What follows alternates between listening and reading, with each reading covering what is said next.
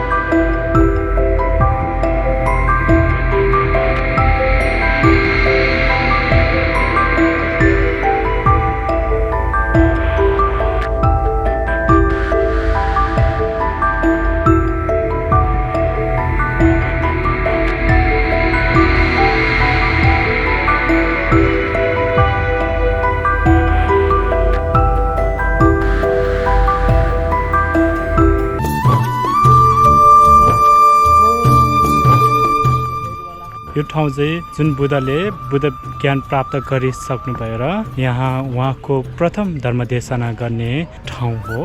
अनि यहाँ चाहिँ उहाँले उहाँको प्रथम धर्मदेशना चाहिँ चार आर्य सत्यको बारेमा उहाँले धर्मदेशना गर्नुभएको हो। र आज चाहिँ हामी यता एकदम महत्त्वपूर्ण होली प्लेसमा चाहिँ आएको छौँ।